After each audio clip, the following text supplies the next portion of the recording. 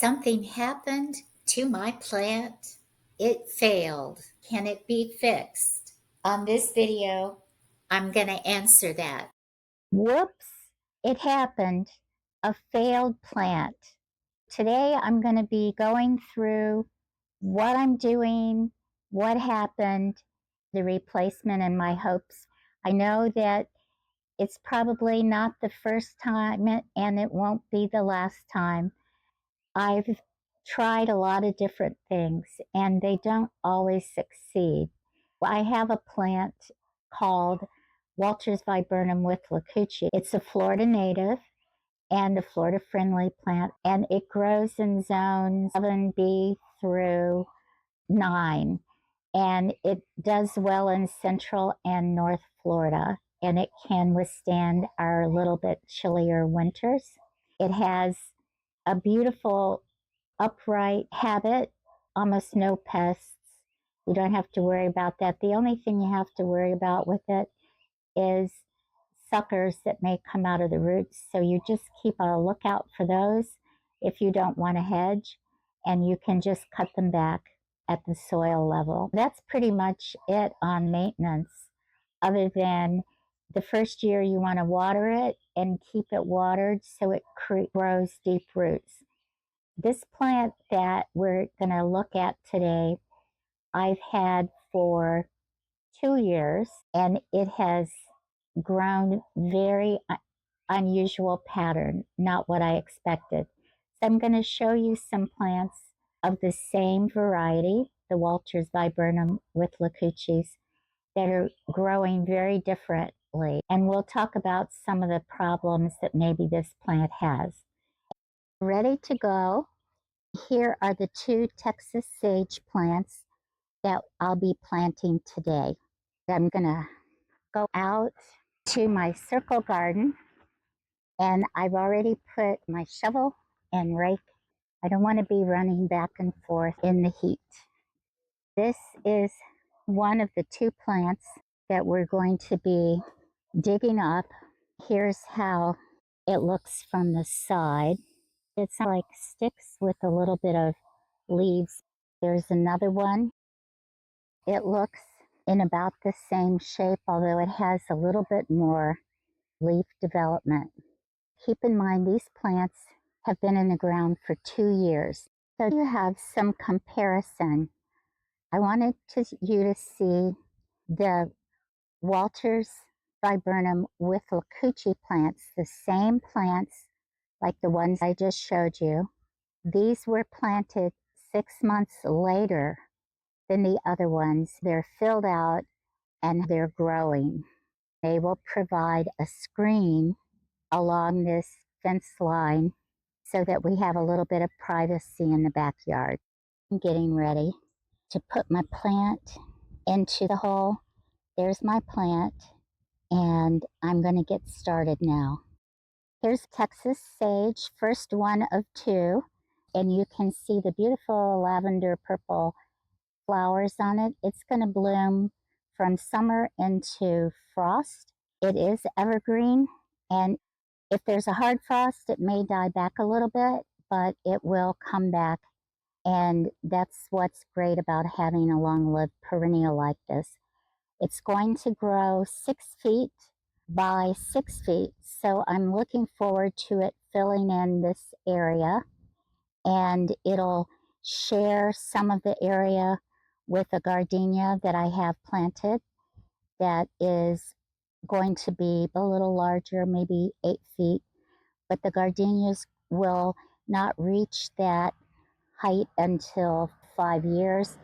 The Texas sage will grow a little faster, and in 3 years will fill in this area. Replacing this second Walters viburnum with Lacucci, and I'm going to do the same procedure that I did on the last one. I'll pull the mulch back, I'll remove the plant, I'll dig the hole at least 1.5 times to 2 times the size of the pot, and then I will check the roots, and if anything needs to be trimmed or loosened up, I'll do that. Then I will put it in the ground. Yay, it's done. There's Texas sage number 1, and that's in the north corner of the circle garden. And over on the west corner is Texas sage number 2. These are the Walters Lacuccis that we took out of the ground. I brought them to the back so I could look at the roots. They look like a gnarled, tangled mess.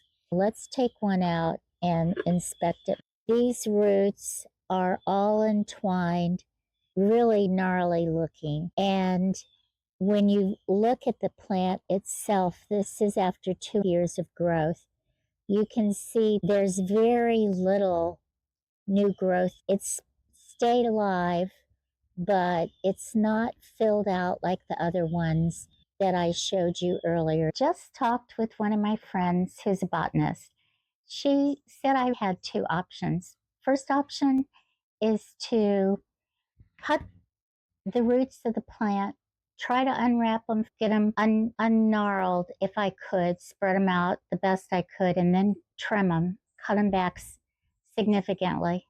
And then to take the stem and severely cut back the plant. So that was the first option. And she said you can pot it, you can try to nurse it and see how it does. And you've got about a 50-50 chance. Maybe it'll survive, maybe it won't. It might be a lot of work. So just think about that. My second option is to discard the plant. So I thought about it and I looked at those gnarled roots, and I know that they've been in that state for probably since I bought the plant. I just didn't realize how bad the root system was. So I've chosen to discard the plant. I've now got a nice replacement, and I do have a lot of Walters viburnum with Lacuccis around the yard. That was my decision. My whoops is handled, and I'm looking forward to seeing my new plants grow. The failure of this plant was not the plant itself. There was no inherent weakness in this species. The failure was a failure of mine and also of the nursery in terms of repotting plant with excessively gnarled roots. I learned 3 lessons out of this plant failure experience. First lesson, always check the roots of the plant at the nursery before you leave. Now, in my defense, I was told at the nursery the plants had just been repotted.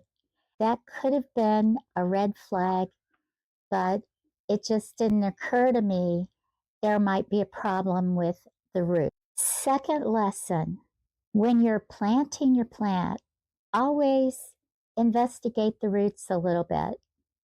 I opened up the plant, tipped the plant over, patted the container, and carefully eased it in to the hole. But I didn't investigate the roots. I was too concerned about, oh, was the soil going to fall apart, etc. Look at your roots when you're planting. I could have discovered the problem. So that situation is on me. Lesson number 3, don't wait so long to investigate the problem. I waited 2 years. I could have dug the plant up at 1 year and investigated the root structure to see what was going on. Maybe it was nematodes. Maybe it was something else. Maybe some burrowing animal had gotten in and chewed up all the roots. But I didn't do that. I waited thinking, well, I'll give it just a little bit longer. Have you had a similar experience? I'd love to hear from you. Please leave me a friendly comment below, and I will enjoy reading it, and it can hopefully benefit all of us. If you're interested in learning more about this plant, I invite you to download the plant characteristic PDF that I've prepared for you. Link to it is down below. If you know of somebody who would be interested in this information, please share this video with them. Thank you for watching the video. I invite you to subscribe so Garden Yay can thrive. See you soon.